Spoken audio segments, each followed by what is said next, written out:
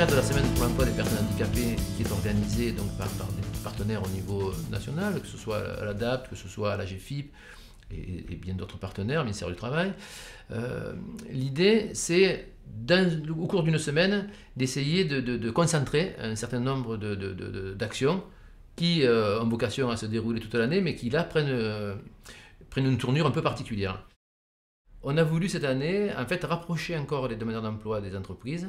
Et l'idée originale, puisque on n'a pas connaissance que ça se passe ailleurs, mais en tout cas, on a voulu essayer de faire des forums inversées, c'est-à-dire plutôt que les gens se déplacent dans un lieu unique, ce sont les demandeurs d'emploi qui se déplacent dans les entreprises, rencontrent les recruteurs dans l'entreprise, visitent, et ensuite ce sont des entretiens d'embauche qui se déroulent. Cette journée consiste à présenter aux travailleurs handicapés les différents postes dans une société, pour qu'ils s'adaptent bien, qu'ils se rendent bien compte des différents points d'un poste, des différentes tâches qui leur seront demandées. En définitive, sur l'action précédente, des années précédentes, où le nombre de demandeurs d'emploi pouvait être de 700 à 800 demandeurs d'emploi sur le département, cette opération-là, avec nos 50 entreprises, nous a contraints aussi à avoir une approche beaucoup plus qualitative. Et donc, à la fois, le nombre de personnes était limité, mais le nombre de chances aussi d'aboutir sur des véritables contrats était en augmentation. Donc, c'était ce pari-là qui était fait, et pour cela, c'était cette connaissance et cette maîtrise que nous apportaient les conseillers de Pôle emploi et de Cap emploi. Je ne dis pas que les choses ont été faciles, mais en tout cas, sur les objectifs que les partenaires s'étaient fixés, les objectifs ont été atteints et voire dépassés. On sait d'ores et déjà que dans les contacts qu'on a pu avoir au cours de quelques entreprises là dont on est allé au bout de la démarche, on sait que certains demandeurs d'emploi vont être déjà embauchés et qu'ils intéressent l'entreprise. Ce que j'attends, c'est trouver un travail, quoi. Donc si ça peut ouvrir des portes, moi je suis preneur, quoi. Le département a été découpé en zones et il dispose de maisons départementales qui sont dédiées donc, aux demandeurs, tout public là.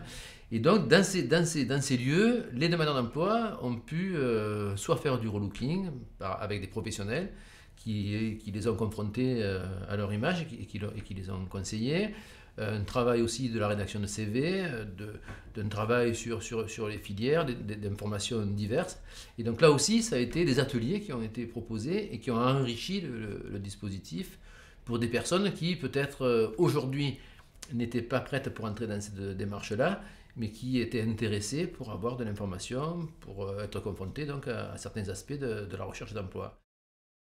Il y a un double objectif. Il y a donc l'objectif de répondre à la demande de demandeurs d'emploi dans un contexte du marché du travail qui est très compliqué. Et par ailleurs, c'est convaincre aussi par l'exemple.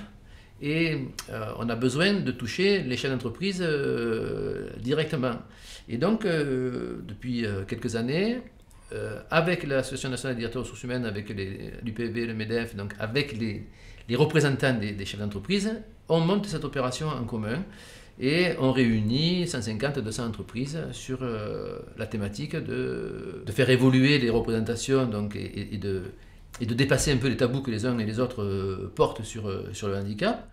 Et donc à travers cette manifestation, ce sont à la fois un cadre théâtral où on va pouvoir jouer sur des représentations et sur des idées reçues que le quotidien aborde quelquefois difficilement. Donc on a un aspect théâtral, de mise en scène, et qui est en même temps qui est cadencé par des témoignages et des professionnels qui se retrouvent autour de table ronde et qui illustrent le propos un peu provocateur par des actions concrètes qui se sont conduites. Non, c'est pas une maladie, c'est une reconnaissance. La reconnaissance de la qualité de travailleur handicapé. RQTH.